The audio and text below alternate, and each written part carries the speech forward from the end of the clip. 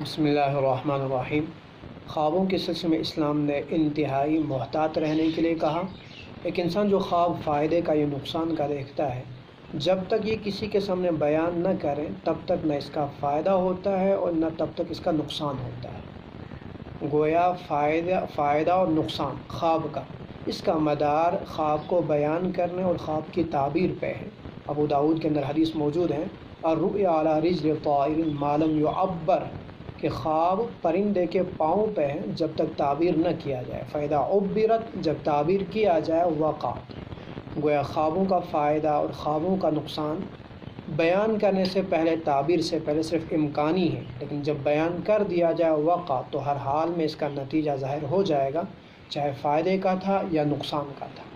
اسی کو ایک شاعر نے کہہ دیا، خواب بچوں کے کھلونوں کی طرح ہے، خواب دیکھا کرو، خوابوں کا چرچا نہ کرو۔ تو پیغمبر نے بھی فرمایا فلا تقصها، کہ اپنے خواب کو ہر ایرے غیرے کے سامنے بیان نہ کریں، الا حبیبا او لبیبا، صرف اسی کے سامنے بیان کریں جو تم سے محبت رکھتا ہو، یا اسی کے سامنے بیان کریں جو انتہائی ذہین، انتہائی ہوشیار۔ خواب کی اہمیت اس نتیجے سے بھی بڑھ جاتی ہے کہ خواب کو نبوت کا ایک حصہ مانا گیا ہے، اسلام کا ایک حصہ مانا گیا، اس لیے کہ اسلام کی بنیاد وحی پہ ہے، وَمَا يَنطِقُ عَنِ الْهَوَىٰ إِنْ هُوَ إِلَّا وَحْيٌ يُوحَىٰ، اور وحی کا طریقہ کار رب نے خواب کو بھی بتلایا ہوا ہے، خواب کو بھی اختیار کیا ہوا ہے۔ اس اعتبار سے بھی اس کی اہمیت بڑھ جاتی ہے، اور خواب کی اہمیت اس اعتبار سے بھی زیادہ اہم ہے کہ خواب رب کی طرف سے بندے کے لیے ایک پیغام ہے، اور بندے کی تقدیر میں رب نے جو فائدہ یا نقصان رکھا ہے، بندہ اپنی اس تقدیر سے واقف نہیں، اپنے مستقبل سے واقف نہیں، تو رب نے ایک پیغام اس کے لیے دینا ہوتا ہے پہلے سے ہی، تاکہ یہ تدبیر کرے نقصان سے بچنے کی، یہ اسباب اختیار کرے فائدہ حاصل کرنے کی۔ تو اس اعتبار سے بھی خوابوں کی اہمیت بڑھ جاتی کہ اس میں ہمارے فائدے اور نقصان کا پیغام پہلے سے رب کی طرف سے مل رہا ہوتا ہے۔ آج کے دور میں انسان یا تو خواب دیکھتا ہی نہیں، اس لیے کہ خواب کے دیکھنے کے لیے جو چیز ضروری ہے وہ ایک اچھی نیند کا ہونا ہے، اس لیے کہ خواب رب کی طرف سے پیغام ہے، اور رب کا پیغام رب سے ملاقات کی صورت میں ہو سکتا ہے، اور ملاقات موت کی صورت میں ہو سکتی ہے۔ اسی لیے نیند کو شریعت نے موت کہا، اللہ یتوفی الانفس حین موتها والتی لم تمت فی منامها فیمسک التی قضی علیہا الموت ویرسل الاخری۔ اس آیت کی تفسیر دیکھ لیں، ابھی تفسیر کرنا ممکن نہیں کہ ویڈیو کافی لمبا ہو جائے گا، تو چنانچہ نیند کو موت سے تعبیر کیا، اور موت کے اندر رب کی طرف سے پیغام ملا کرتا ہے، اس اعتبار سے اچھی نیند کا ہونا بھی ضروری۔ اور پھر چونکہ رب کی طرف سے جو پیغام پہلے سے ہی ملتا تھا، نقصان سے بچنے کا، فائدہ حاصل کرنے کے اسباب کا، یہ حکمتاً تھا۔ اب جب انسان نے رب سے اپنا روحانی تعلق ختم کر دیا تو رب نے حکمتاً وہ پیغام دینا بھی ختم کر دیا۔ اس اعتبار سے خوابوں کی اہمیت بڑھ جاتی کہ انسان کے فائدے اور نقصان کا ایک اشارہ، ایک پیغام ہوتا ہے۔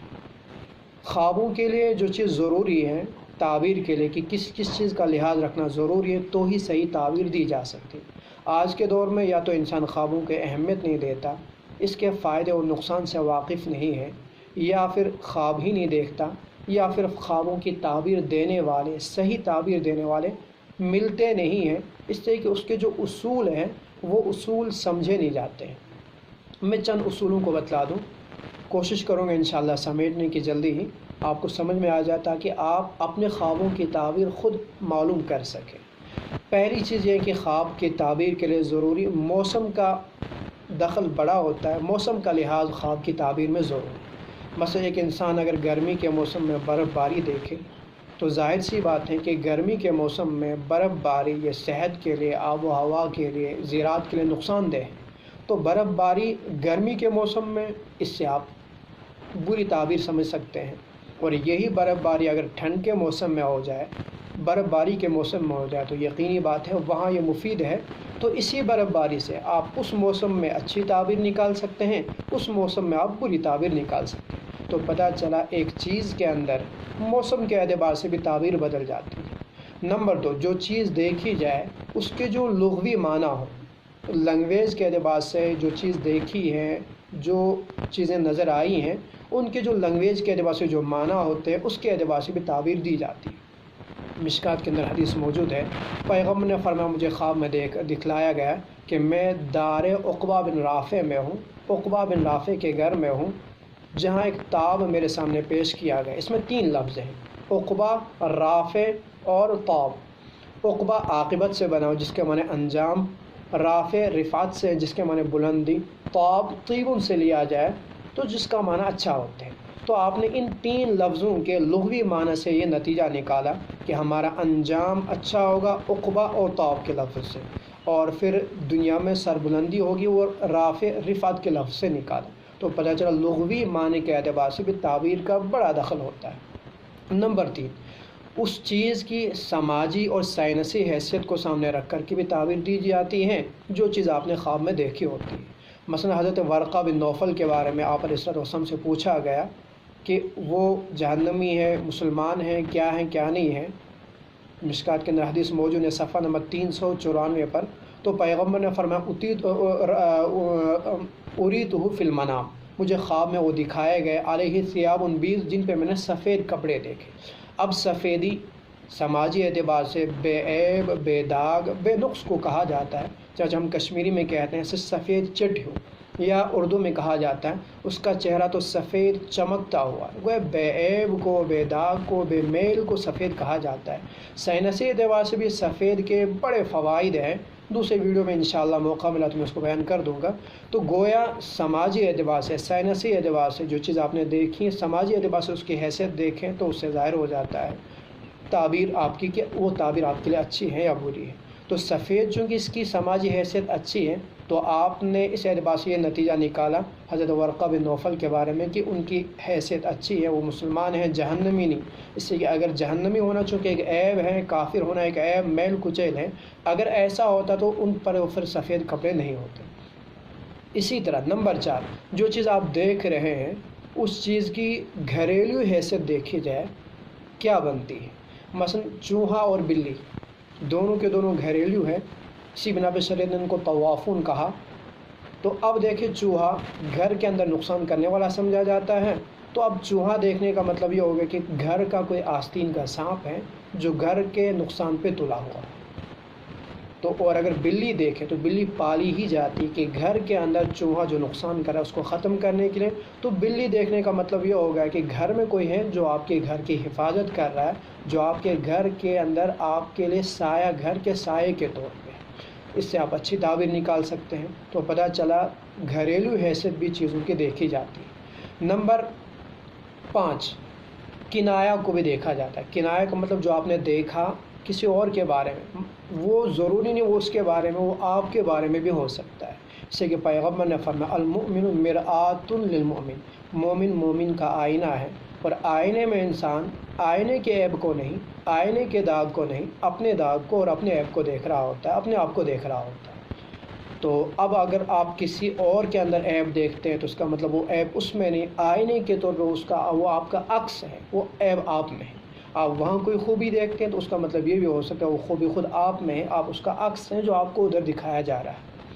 اسی طرح جگہ کے اعتبار سے بھی تعبیر کا بڑا فرق پڑتا ہے، جگہ کا لحاظ رکھنا بھی ضروری ہے۔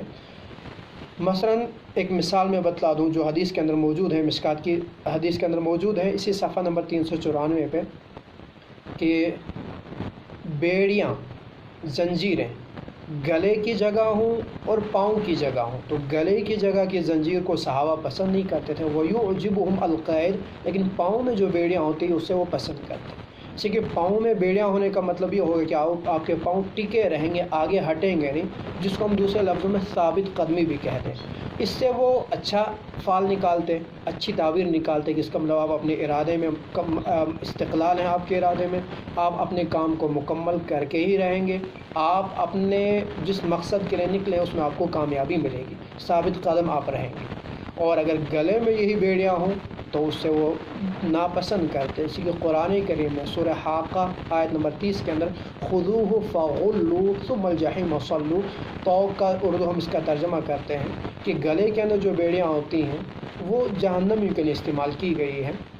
جیسے کہ آج کے جو امریکہ وغیرہ کے اندر جو جیلیں ہیں، ابو غریب وغیرہ، وہاں جو طالبان وغیرہ کے لیے دی جاتی ہے وہ گلے کے اندر بھی ہوتی ہیں، تو وہ اچھی چیز، وہ قید وہ انتہائی بری چیز ہے، بری سزا ہے۔